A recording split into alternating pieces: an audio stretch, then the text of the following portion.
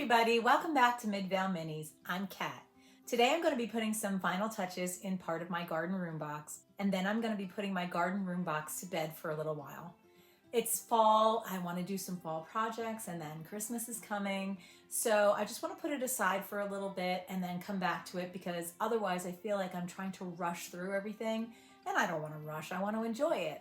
So let me show you a few things that I'm doing here, and then we'll be moving on to fall in our next video.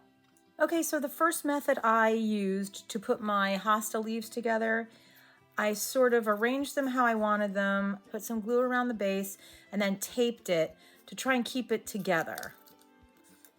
That was really difficult because, of course, they keep shifting and moving and sliding, and then I thought to myself, well, maybe there's an easier way. So what I did with this one is I took some of my air dry clay, my brown air dry clay, the one I used before, the Model Magic, and I just made a little mound, and then I pushed them in and arranged them how I wanted them, and I'm just going to let it dry like that.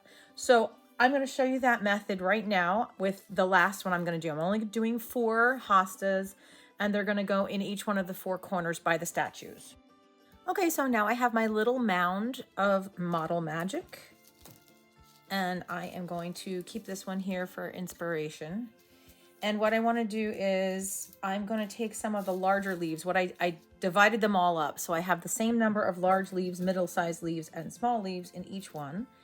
And now I'm just going to take the larger ones and put the larger ones across the bottom. I am going to be cutting some of these because I feel like my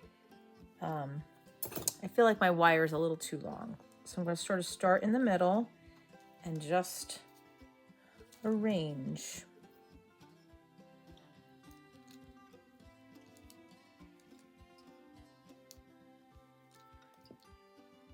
This one got stuck on another one and it pulled some of the ink off, so I'm going to push that to the back.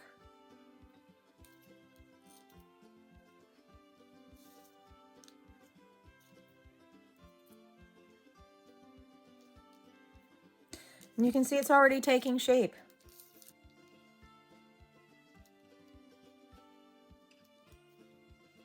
I actually have a lot of hostas in my garden, and they do have randomly shaped leaves. Like, they're not all exactly the same shape, they're not all exactly the same size. Some of the newer leaves are smaller, etc.